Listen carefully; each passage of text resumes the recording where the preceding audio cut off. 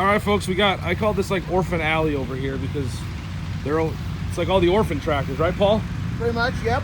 With here with Paul, he owns, or his family, they own all 5 of these. You got 2 Rock Islands up there, which if you know the area where these aren't far from home, from same Rock Island, right? Yep. Okay, Yep. making sure before I talk out of my ear. And the factory became the Caseworks down in Rock Island. Okay. In 37.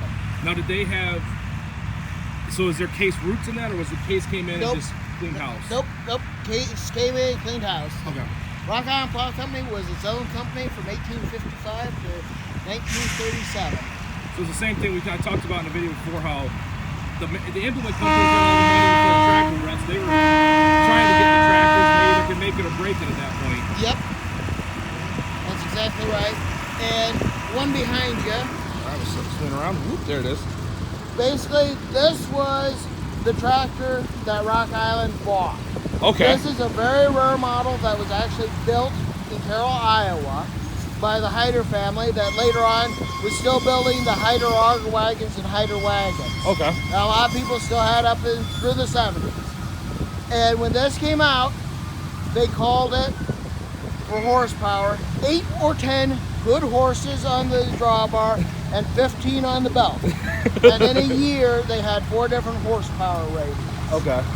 So this is a very rare model that was later re-rated to the 1020. Okay. Ours actually is early enough that probably would have been the 815. Okay. Okay. In 1915, Rock Island partnered with Heider to start selling these tractors. Okay. Rock Island sold so many and was so successful, the Heiders actually sold them the tractor division of their company. Okay. And all production moved to Rock Island. Okay. So the next 2 in line were both built in Rock Island. So the next one here is a Model D that came out in 1918. Okay. And has mounted plow on the back. And it took us 6 years to restore this, but this was their small tractor that they built after they had re-rated the bigger one to a 1220. Okay. And were they all friction drive? All the Heiders were friction drive. Okay. And you've got 2 iron discs, and they slide left and right, and that's your forward and reverse. So basically, when it's this one is right, when it's sliding on the one side, it's going forward, and then when it goes on the other side, it's going reverse. Yep. Okay. And on these bigger ones, the whole engine slid, so that you had 7 speeds forward and reverse, and that 7 speeds was only because you had 7 notches on the lever. And that disc that's on the flywheel is actually a paper laminate, and there is a company that is a descendant of the original company that I can call up and I can order a Heider friction disc, and in 2 weeks I'll have it at my door. Wow. And it's a paper laminate, same thing that was used on a lot of implements and like the Farmall M's and H's that had the paper belt pulley. Okay. So this one is a motor cultivator. Okay. And basically what happened was in the late teens, it was realized they needed a tractor that could cultivate and replace the horses. A lot of different companies had a lot of different ideas. John Deere, IH, Avery, Rock Island, all experimented with them. It became the fastest single growing sector of the tractor industry, basically until the Farmall Regular hit the market and it completely killed the motor cultivator market. So on this one, you can actually see a lot better the friction mechanism. So this would be forward, and this is reverse. Okay. You can see, I'll back up there. He does that. That whole thing shifts. Forward, reverse. So you don't have a whole lot of movement. Yeah. And then on this one, only the friction disc slides forward and backwards. So this was a more evolved design. Now, were these discs, were they tapered? Is that how you got your better speed, or was it just you were on there farther? No, it's just physics. The farther in you're on. Oh yeah, duh, that's four brain cells, folks. I'm working with 4 brain cells here. that's a unique setup. I mean, it's one of those I've talked about before on the channel, where at that time period everyone was figuring out what a tractor was going to be, and at that point the motor cultivator was the tractor until it pretty much wasn't the tractor anymore. And again, you had your transmission was just like right here. Yep. Easy for service. Yep. Chain drive down here. Yep. And they had a 2-row version as well that came out earlier, but it was so rickety that a lot of people probably didn't really care for them. Yeah. And you almost had to be an octopus to run. Oh, okay. Yeah. This is a little simpler to run. A little simpler to run. I was gonna say, I always like everything's like an early tractions, looking at like where they put the operator. I'm like, man, they had no cares. Like, so this one is really fun to cultivate with because it feels like a Corvette compared to a dump truck with the bigger tractors. yeah. And you basically see where the row is supposed to be in the future, and you aim for where it generally is. And then as the row comes under the tractor, it's just like a horse-drawn cultivator. You use your feet to guide the cultivator gangs to actually cut the corn. Okay, so that's what these runs here are for. You Yep. put your feet right there, and wow. So you are like you're fully riding involved. It's Oh yes. And after you do a couple passes with this, you start wondering if the horses might not have been a good idea. That's the one. A lot of early tractors, you had that like the horses. There's a reason why there's a lot of board meetings go like, is the tractor going to catch on? I don't know if it's going to catch on. Yep. And it was interesting because there were a lot of companies that took the motor cultivator design really, really close to an all-purpose row crop tractor. And they stopped just short of making that transition until IH came up with it. Yeah, until IH came up with it and got the claim to fame. Yep. So, there was a lot of development that came out of the motor cultivator concept. So the knees, eventually, when did they switch to becoming the gray Rock Islands like you have up front there? So the final production year for the Heiders was 1926. Okay. And that was when Heider's partnership, because when they bought the patents and they bought the name, they bought a 10-year contract with Heider as their product developer. When the contract expired, that was when they switched to the Gray Rock Island. We'll walk up there and check these And out. actually, the very early Rock Islands were still painted green. Had some leftover paint, I'm guessing, or? Yep. All right, so this is the G2 Rock Island. Yep. So this is actually a 1929 model. The earlier model that preceded it actually used the same engine as what was in the Heiders, but they actually chiseled the engine serial tag off of it because they didn't want anybody to know that the brand new 1927, 1928 tractor had a 1919, 1920 engine in it. Yeah. So this G2 was a 1929 model, and they built these up through 32. This is the only one that we know of that has a full factory style PTO setup. Okay. This is kind of the tractor that started us on our downhill slide because your family originally had a G2. Okay. And I listened for 30 years to, oh, I wish we wouldn't have scrapped the Heider. Oh, I wish we still had the Rock Island. So we ended up buying a Rock Island, and then we bought a Heider, and it's been downhill ever since. You got the fever, as they say. Yep. So is this the PTO unit here? Yep, that's okay. PTO. And this then was a shift fully to gear drive, and they later replaced this style of a shifter with a side shifter that we'll look at on the other tractor. Okay. But basically, all the Rock Islands had the same concept, had the same style of rear end, 2 speeds forward, 1 speed in reverse, and they were almost obsolete in that sense by the time they hit the market. Yeah, by the time they were out, it was already.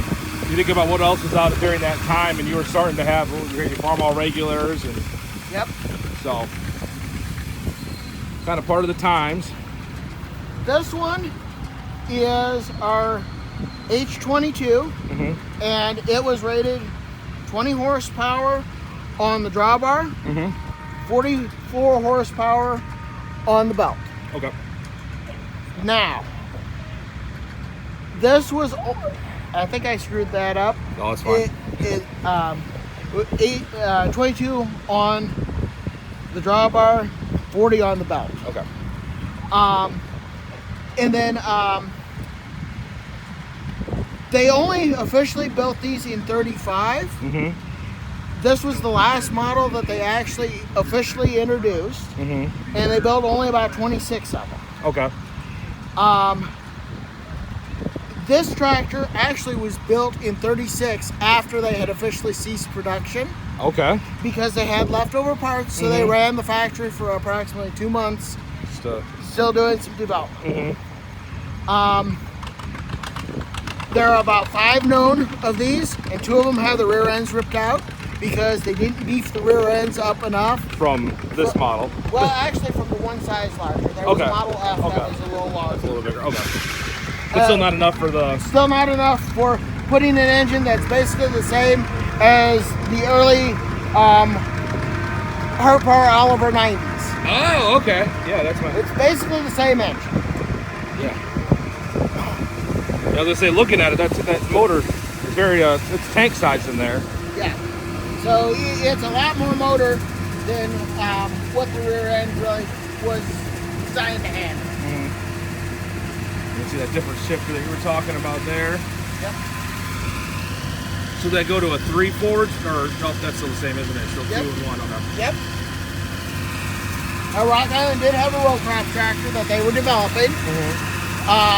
It never got past the prototype stage, although they had already sent out full color brochures that were really nice to dealers, except for the fact that they never actually put the tractor in production.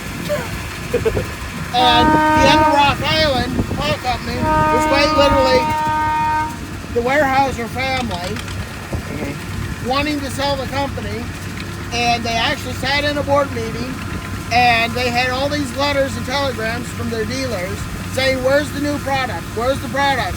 1935 is going to be a record year for us. Where's our product? And the board's comment was, don't they know? We're out of business. So then Case took over and... Case took over, and Case was actually a last minute deal. They actually were in the process of negotiating a deal with both the BF Avery Company and the Peoria Avery Company. Okay. And quite literally, there was a telegram sent out, hold everything, we have a mystery bidder. And 2 months later, the sale had been completed to Case. Nice. Go around the other side and see the other side of this. So kind of another unique history. Like I said, there was literally hundreds of tractor manufacturers basically up until World War II, and then that kind of, around that time is when they all started kind of falling to the wayside. And a few tried after the war, but then you kind of, from there. So neat history on a local tractor from around the area and some that's still around. And we have a couple Rock Island gas engines as well. They actually were not built in Rock Island. Okay. The one in front is a later one from about 1919, but after 1914, Rock Island was selling Alamo engines. Okay. And Rock Island was the single biggest seller of Alamo engines. The one in back is actually an earlier one, built by the Jacob Hayes Manufacturing Company of DeKalb, Illinois. And Jacob Hayes was the barbed wire baron. But he also built gas engines. So that is actually a rebadged Chanticleer engine. The next 2 in line were actually built in Davenport, Iowa. All right, back. Still close to home. Yep. And initially they were built by the White Lily company that made washing machines. Okay. And then in 1909 they split off and Schmidt took over production of the engines. Okay.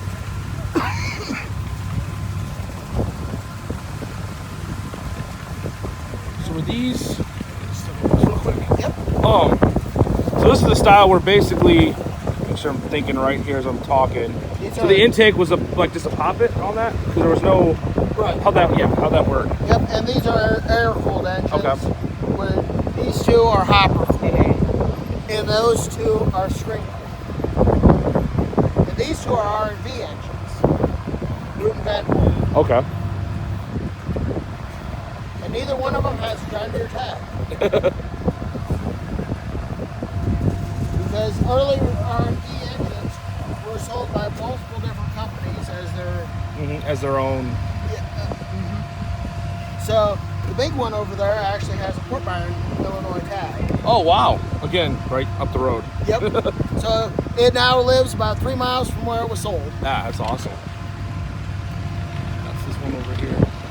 That is quite the collection of just kind of local, you know, when you think about it, all this stuff was made within 25 miles of where we're at right now. Well, except for those at first. At first Heider, yep. Yeah, but I mean... But that Heider was probably sold through the Rock Island Plow Company. Yeah. So it's kind of neat to see tractors come back home. I know we did one.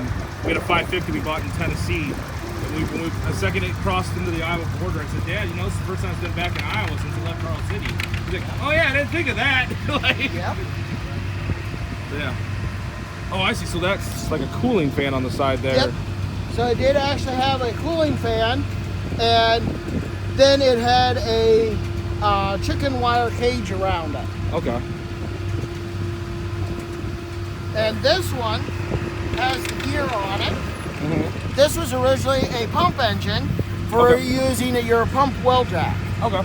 And there would have been a gear that sat next to it, and then your pump jack. Nice. Well, that's neat. Thanks for talking, Paul. This has been well more.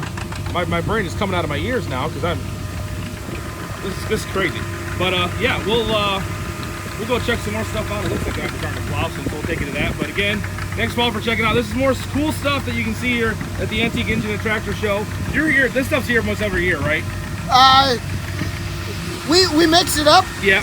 But most of this is here every year. Okay. So if you want to see some of, like, you know, a little more, not nearly as common as what you normally see at tractor shows, but that's what I like about this kind of stuff, is make sure to come out to the show. And if you can't make it this year, come out next year in 2023. All right. See you on the next one.